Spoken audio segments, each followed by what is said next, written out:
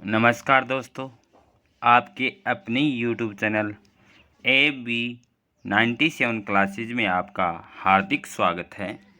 आज के इस सेशन में हम कक्षा 10 जो साइंस अध्याय नंबर 3 धातु और अधातु के बारे में हम डिस्कशन करेंगे। जो धातु और अधातु से जो इम्पोर्टेंट क्वेश्चन है वो हम आज अध्ययन करेंगे। ये एग्ज़ाम बोर्ड के लिए इम्पोर्टेंट क्वेश्चन रहने वाले हैं, तो इस सेशन को देखना ना भूलें। तो आज जो हमारा जो पहला जो क्वेश्चन है वो है ऐसी धातु का उदाहरण दीजिए। ऐसी धातु है उसका उदाहरण हमें बताना है कि जो कमरे के ताप पर द्रव होती है, कमरे के ताप में द्रव रूप में पाई जाती है। जो कमरे के ताप में द्रव में पाई जाती है वो कौन सी धातु है? मरकरी धातु। कौन सी धातु है? मरकरी धातु, या इसको बोलते हैं पारा।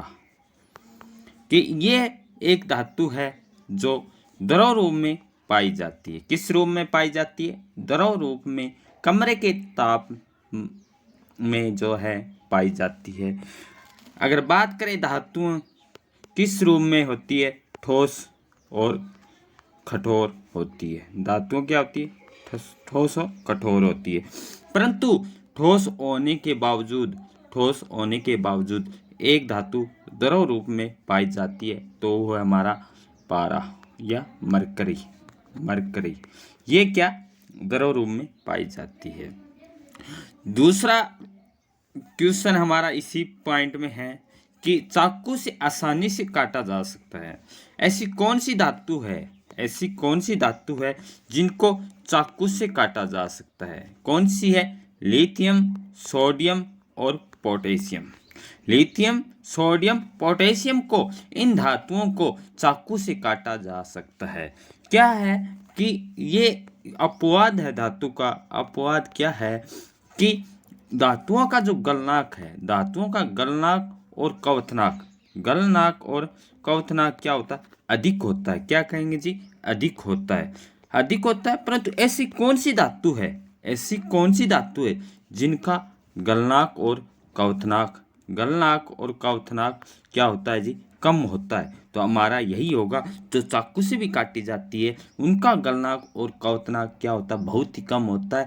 इसलिए इनको चाकू से काटा जा सकता है। वो है लिथियम, सोडियम और पोटेशियम। ये हमारे अपवाद है। किसके अपवाद है? धातुओं के। क्या? जो चाकू से काटा जा सकता है, जिनका गलनांक और क्वथनांक बहुत ही कम होता है। परंतु धातुओं का गलनांक क्या होता है? अधिक होता है। गलनांक है ओके, और क्वथनांक क्या होता है? अधिक होता है। धातुएं किस रूप में पाई जाती है? तो हम कहेंगे जी ठोस रूप में पाई जाती है या गैसीय रूप में पाई जाती है। परंतु एक ऐसी धातु है जो द्रव रूप में पाई जाती है, तो कौन सी है? वो है हमारा मरकरी।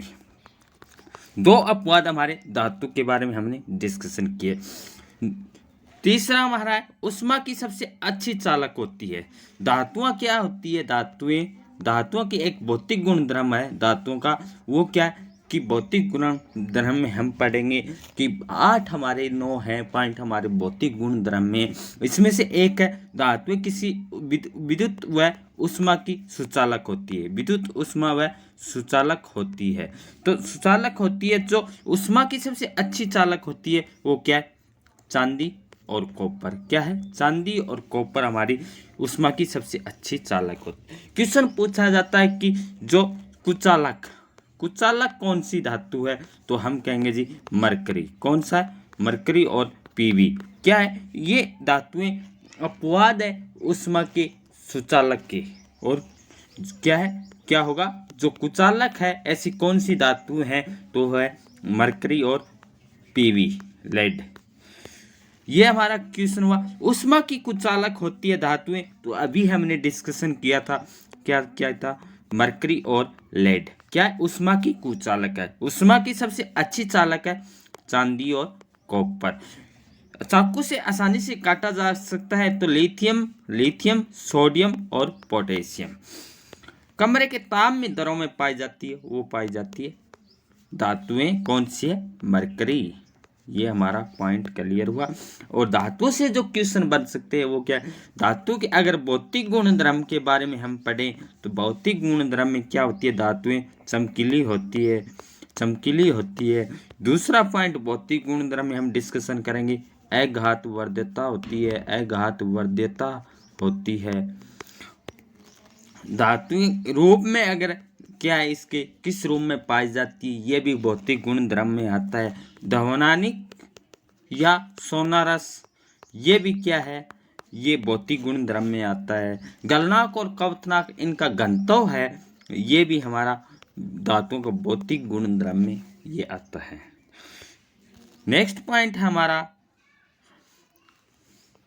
कि अघात वर्ध्यता या तन्यता का अर्थ बताइए। जो अभी हमने डिस्कशन किया था वही क्वेश्चन हमारा नेक्स्ट क्वेश्चन है कि अघात वर्ध्य और तन्यता ये किस धातु के कौन से गुण धर्म है, कौन से गुण धर्म है, ये हमारा क्वेश्चन बन सकता है। तो हम कहेंगे जी ये क्या है, हमारे भौतिक फिजिकल जो गुण धर्म है, अघात वर्ध्यता और तन्यता, धातु के गुण धर्म भौतिक गुण धर्म है। और गुण धर्म से क्वेश्चन बन सकते हैं हमारे धातु के, वो बनेंगे 3 टाइप्स, भौतिक गुण धर्म, भौतिक गुण धर्म, रासायनिक गुण धर्म, रासायनिक गुण धर्म और आयनिक गुण धर्म। ये हमारे 3 पॉइंट है, यहाँ से बन सकते हैं धातुओं से रिलेटेड क्या जी, कि भौतिक गुण धर्म, रासायनिक गुण धर्म और आयनिक गुण धर्म। इनसे क्वेश्चन हमारे बनेंगे, वो हम डिस्कशन करेंगे। अभी जो हमारा क्वेश्चन है कि अघात वर्ध्यता और तन्यता का अर्थ बताइए, तो हम पहले कहेंगे जी ये भौतिक गुण धर्म है, किनका है, धातुओं का। तो इसमें कुछ धातुओं को पीट पीट कर पतली चादर बनाया जाता है, धातुओं को पीट पीट कर क्या एक पतली चादर के रूप में उसका आकार दिया जाता है, उसको डाला जाता है। इस गुण धर्म को धातु को पीट कर पतली चादर बनाना, इस गुण धर्म को अघात वर्ध्यता कहते हैं। कुछ धातुओं को पतले तार के रूप में खींचना, उससे क्या कहते हैं, तन्यता कहते हैं। जैसे सोना सबसे ज्यादा तन्यता धातु है। क्यों है जी, कि 1 ग्राम सोना लीजिए, 1 ग्राम सोने को अगर हम खींचते हैं तो कितनी लंबी तार बनाई जा सकती है, तो 2 किलोमीटर हमारे लंबी तार बना सकते हैं 1 ग्राम सोने से। तो सबसे अधिक जो तन्यता धातु है वह सोना। नेक्स्ट क्वेश्चन है हमारा, सोडियम को केरोसिन में डुबोकर क्यों रखा जाता है। इंपॉर्टेंट क्वेश्चन हमारा जो एनसीईआरटी पेज नंबर 51 से हमारा ये क्वेश्चन है कि सोडियम को केरोसिन के तेल में डुबोकर क्यों रखा जाता है। सबसे पहले तो क्वेश्चन है कि सोडियम का जो गलनांक है वो क्या है, क्वथनांक क्या है, बहुत ही कम है। धातु है परंतु इनका गलनांक और क्वथनांक क्या है जी, बहुत ही कम है, हम ये कहेंगे। और ये क्या है, केरोसिन के तेल में डुबोकर क्यों रखा जाता है। सोडियम पोटेशियम अधिक क्रियाशील धातु है, सबसे अधिक जो क्रियाशील धातु आएगी सोडियम और पोटेशियम। बात करें हम जो क्रियाशील से हमारे क्वेश्चन बन सकते हैं वो 3 टाइप से बन सकते हैं, सबसे अधिक क्रियाशील धातु, सबसे मध्यम क्रियाशील धातु और सबसे कम जो क्रियाशील धातु वो कौन सी है। तो हम इनसे जो क्वेश्चन बन सकता है वो हम डिस्कशन करेंगे। सबसे पहले इस क्वेश्चन को हम क्लियर करते हैं कि सोडियम को केरोसिन में डुबोकर क्यों रखा जाता है। सोडियम और पोटेशियम बहुत अधिक क्रियाशील धातु है। ये क्या है, सोडियम और पोटेशियम है जब वायु ऑक्सीजन के संपर्क में आती है, किसके संपर्क में जी, वायु के संपर्क में आती है और अभिक्रिया करके आसानी से आग पकड़ लेती है। कौन सी धातुएं, सोडियम और पोटेशियम। इसलिए सोडियम को केरोसिन के तेल में डुबोकर रखा जाता है। क्वेश्चन आता है कि ऐसी कौन सी धातु है जो केरोसिन के कैनों में रखी जाती है, तो हम कहेंगे कि सोडियम की बात करें, परमाणु संख्या कितनी है, सोडियम की परमाणु संख्या वो 11 है। इलेक्ट्रॉन विन्यास कर बात की करें तो 2, 8 और 1, ये इनका इलेक्ट्रॉनिक विन्यास है। परमाणु संख्या 11। पोटेशियम का जो संकेत है वो क्या है, K है। परमाणु संख्या 19 है। तो ये हमारे यहाँ से क्वेश्चन हुआ क्लियर। परंतु जो अभिक्रियाशील धातु के बारे में एक जो अभिक्रियाशील धातु की एक सूची है वो है potassium, sodium, calcium, magnesium, aluminium, zinc, aluminium, zinc, iron, hydrogen, lead, mercury और Ag और Au। ये हमारे क्या है, ये अभिक्रियाशील धातु के बारे में जो हमारा क्वेश्चन बन सकता है। नेक्स्ट क्वेश्चन है, इन अभिक्रियाओं के लिए समीकरण लिखिए। अभिक्रिया दी गई है तो इनके बारे में हमें समीकरण देखना है। भाप के साथ आयरन, तो ये जो है, ये जो धातु के जो अगर 3 नंबर का क्वेश्चन आता है इनमें भी पूछा जा सकता है कि भाप के साथ जो अभिक्रिया करती है ये धातु का कौन सा गुणधर्म है, कौन सा गुणधर्म है, तो हम कहेंगे जी ये रासायनिक गुणधर्म है। रासायनिक गुणधर्म में अगर क्वेश्चन बन सकता है तो ऑक्सीजन के साथ अभिक्रिया कैसे करती है धातुएं, जल के साथ अभिक्रिया कैसे करती है धातुएं, ये हमारे क्वेश्चन बन सकते हैं। तो ये जो रासायनिक गुणधर्म है धातु का, भाप के साथ आयरन, आयरन है जो भाप के साथ है कैसे अभिक्रिया करता है, तो Fe समीकरण लिखना है। भाप के साथ Fe प्लस H2O, पानी है, पानी को जब गर्म किया जाता है तो उससे भाप जो निकलती है, भाप के साथ आयरन है कैसे अभिक्रिया करता है, तो Fe ये हमारे क्या अभिकारक हुए, क्योंकि पहला ही लेसन था उसमें हमने डिस्कशन किया था कि अभिकारक किसे कहते हैं।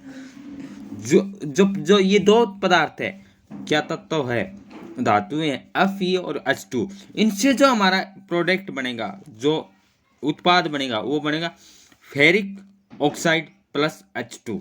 क्या हुआ, Fe plus H2O, 3Fe plus 4H2O से जो हमारा उत्पाद बना है Fe3O4, ferric oxide plus 4H2, ये हमारा उत्पाद बना है।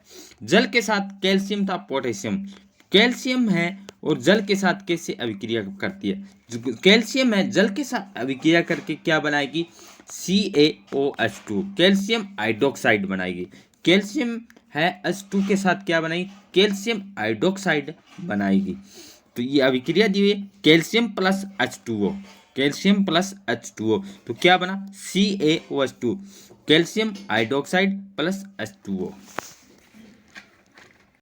नेक्स्ट क्वेश्चन हमारा है, अभिक्रियाशील धातु को तन्नु हाइड्रोक्लोरिक अम्ल में डाला जाता है, कि अभिक्रियाशील धातु को, अभिक्रियाशील धातु है उसको तन्नु हाइड्रोक्लोरिक अम्ल में डाला जाता है तो कौन सी गैस निकलती है आयरन के साथ, कि हमें एक दिया गया है कि अभिक्रियाशील धातु है और तन्नु हाइड्रोक्लोरिक अम्ल में डाला जाता है, ठीक जी, तो हाइड्रोक्लोरिक अम्ल में डाला जाता है तो कौन सी गैस निकलती है आयरन के साथ H2SO4 की अभिक्रिया कराने से, Fe प्लस H2SO4, तो क्या होगा, हाइड्रोजन है वो बाहर निकलेगी, हाइड्रोजन गैस है उसका विस्थापन होगा, तो हम कहेंगे कि जी हाइड्रोजन गैस है वो विसर्जित होती है, ये बाहर निकलती है। क्या है, हाइड्रोजन गैस है इसका विसर्जित होना क्या है, धातु और सल्फ्यूरिक अम्ल के साथ। सल्फ्यूरिक अम्ल है क्या कहेंगे, अम्लों का राजा, अम्लों का राजा किसे कहते हैं, अम्लों का राजा किसे कहते हैं, तो सल्फ्यूरिक अम्ल H2SO4, H2SO4। नेक्स्ट क्वेश्चन हमारा, जिंक को आयरन सल्फेट के विलयन में डालते हैं तो क्या होता है, जिंक है प्लस आयरन सल्फेट Fe और SO4 क्या sulphate, SO4 sulphate, zinc iron, zinc और आयरन सल्फेट के साथ हम करते हैं तो इसमें पूछा जाएगा कि कौन सी गैस विस्थापित होती है। विस्थापन अभिक्रिया हमने देखा था कि जो अधिक अभिक्रियाशील धातु कम अभिक्रियाशील धातु को जो विस्थापित कर देती है वो विस्थापन अभिक्रिया होती है। तो सबसे पहले हमें याद रखना होगा जो अभिक्रियाशील धातु का जो सक्रियता श्रेणी है वो क्या है, sodium potassium, sodium potassium, calcium, magnesium, aluminium, zinc और आयरन। जिंक और आयरन, तो हमें दिया गया जिंक और आयरन, तो क्या है, जिंक प्लस FeSO4। क्या है जिंक, क्या है जिंक है आयरन से सबसे ऊपर है, तो क्या होगा आयरन है, इसका विस्थापन होगा, क्या हुआ Zn प्लस FeSO4। तो हमारी आयरन है वो विस्थापन होगा, आयरन का क्या होगा विस्थापन होगा, क्या बनाएगा उत्पाद zinc sulphate plus iron, zinc sulphate plus iron. Next question है हमारा, आयनिक यौगिकों का गलनांक उच्च क्यों होता है। जो आयनिक यौगिक है उनका जो गलनांक है उच्च क्यों होता है। इंपॉर्टेंट क्वेश्चन है जी हमारा, कि हम कह सकते हैं कि आयनिक जो यौगिक है वो आपस में परस्पर, आयनिक जो यौगिक है वो परस्पर आयनिक आकर्षण बहुत ही ज्यादा शक्तिशाली होता है। जो आयनिक जो यौगिक है उनका जो आपस में क्या जो आकर्षण है वो बहुत ही शक्तिशाली होता है। इस शक्तिशाली बंध को तोड़ने के लिए अधिक ऊर्जा की आवश्यकता होती है और इनका गलनांक भी उच्च होता है। जो आयनिक यौगिक है इनका गलनांक क्या होता है अधिक होता है, उच्च होता है, क्या होता है उच्च होता है। और इन आयनिक यौगिक क्या है बहुत ही आपस में क्या आकर्षण बल है वो बहुत ही शक्तिशाली होता है। अगर कोई चीज शक्तिशाली है, अगर शक्तिशाली है उसको तोड़ने के लिए क्या कम ऊर्जा या अधिक ऊर्जा की आवश्यकता होगी, तो हम कहेंगे जी अधिक ऊर्जा चाहिए कि अगर कोई शक्तिशाली चीज है उसको तोड़ने के लिए। तो आयनिक यौगिक है उनके, आयनिक जो यौगिक है वो क्या अधिक शक्तिशाली है, जो उनका जो आकर्षण है बहुत ही शक्तिशाली है, उनको तोड़ने के लिए अधिक ऊर्जा की आवश्यकता होती है और इनका गलनांक है वो बहुत अधिक होता है। आयनिक यौगिक का अगर हम उदाहरण लेते हैं जैसे सोडियम प्लस और क्लोरीन, सोडियम और क्लोरीन है, जब ये क्या है आपस में जो आयन बनाते हैं, जो आबंध बनाते हैं, तो इनके बीच क्या है एक आयनिक आबंध होता है, आयनिक आबंध होता है। नेक्स्ट क्वेश्चन है हमारा कि खनिज है इसकी परिभाषा देनी है हमें, खनिज किसे कहते हैं और ऐसे किसे कहते हैं और गैंग है किसे कहते हैं। खनिज की परिभाषा अगर हम देखते हैं कि खनिज किसे कहते हैं, खनिज में हमारा आंसर आएगा कि खनिज वे पदार्थ होते हैं, खनिज क्या होते हैं वे पदार्थ होते हैं जिनमें धातुएं अपनी यौगिक के रूप में पाई जाती है। खनिज वे पदार्थ होते हैं जिनमें धातुएं अपने यौगिक के रूप में पाई जाती है। मतलब कि हम कह सकते हैं कि यौगिक है, यौगिक किसे कहते हैं दो या दो पदार्थों से, दो या दो पदार्थों को आपस में, दो या दो पदार्थों से जो नया पदार्थ बनेगा उसे हम यौगिक कहेंगे। यौगिक है वो खनिज पदार्थ होते हैं। नेक्स्ट पॉइंट है अयस्क किसे कहते हैं, जो अयस्क है वो किसे कहते हैं। ऐसे खनिज, खनिज हमने देखा खनिज किसे कहते हैं कि वे पदार्थ होते हैं जिनमें धातु अपने यौगिक मतलब योग दो से मिलकर बनी होती है। दो यौगिक का मतलब है जोड़, तो क्या है कोई धातु A प्लस B, तो अगर इससे जो उत्पाद बनेगा वो क्या होगा हमारा यौगिक होगा। तो यौगिक है खनिज यौगिक के रूप में पाया जाता है, ठीक। और खनिज है खनिज जिनमें धातु का निष्कर्षण अत्यधिक सरल एवं उपयुक्त होता है। कि खनिजों में, खनिज जो है खनिज क्या दो धातुओं से, दो धातुओं या यौगिकों के रूप में पाई जाती है। और अयस्क की हम परिभाषा देखते हैं खनिज जिनमें धातु का निष्कर्षण के बाद अत्यधिक सरल एवं उपयुक्त होता है। क्योंकि धातुओं का जो निष्कर्षण है और अधिक सरल होता है तो उसे हम क्या कहेंगे अयस्क कहलाता है। खनिज हमने देखा कि धातु यौगिक के रूप में पाई जाती है उसे खनिज कहेंगे। और जो अयस्क है वो खनिज जिनमें धातु का निष्कर्षण अत्यधिक सरल होता है। खनिज प्रकृति में शुद्ध रूप से प्राप्त नहीं होते, खनिज है प्रकृति में शुद्ध रूप से प्राप्त नहीं होते। खनिज क्या है दो धातु या यौगिकों के रूप में पाया जाता है। मतलब कि दो धातु हमने ली, दो पदार्थ लिए A प्लस B, इनसे जो पदार्थ बनेगा वो खनिज होगा। खनिज को हम क्या कहेंगे लवण या जो यौगिक है ये कहेंगे। और इनसे जो क्या है, जो खनिज है प्रकृति में शुद्ध रूप में नहीं पाया जाता और उनमें उपस्थित अशुद्धियां होती है, उनको हटाना क्या कहते हैं, गैंग कहते हैं। नेक्स्ट क्वेश्चन है, दो धातु के नाम बताइए जो प्रकृति में मुक्त अवस्था में पाई जाती है। मुक्त अवस्था होगा, क्या होगा, मुक्त अवस्था की स्वतंत्र अवस्था में पाई जाती है। स्वतंत्र अवस्था की बात करें तो हम कहेंगे सोना और चांदी, सोना और प्लेटिनम और चांदी, यह क्या है, स्वतंत्र रूप में पाई जाती है। बात करें स्वतंत्र रूप में नहीं पाई जाती धातुएं, वो है सबसे अधिक अभिक्रियाशील धातु पोटेशियम, सोडियम, कैल्शियम। मध्यम अभिक्रियाशील धातु वो पाई जाएगी सल्फर डाइऑक्साइड और कार्बोनेट के अयस्क के रूप में पाई जाती है। नेक्स्ट क्वेश्चन है हमारा, कौन सी धातु आसानी से संसारित नहीं होती। सोना, प्लेटिनम, चांदी। सोना, प्लेटिनम, चांदी, ये धातु आसानी से संसारित नहीं होती। मिश्र धातु क्या होते हैं, मिश्र धातु किसे कहते हैं, दो या दो से अधिक धातुओं के समांगी मिश्रण को मिश्र धातु कहते हैं। तो आज के इस सेशन में हमने इंपॉर्टेंट क्वेश्चन थे वो हमने डिस्कशन की, जो बाकी जो क्वेश्चन है हम नेक्स्ट क्लास में डिस्कशन करेंगे। क्लास कैसे रही कमेंट सेशन में ज़रूर बताना, लाइक शेयर, चैनल को सब्सक्राइब ज़रूर करना। आज के सेशन को हम यहीं विराम करते हैं। Thank you all of you. जय हिंद, जय भारत, जय हरियाणा।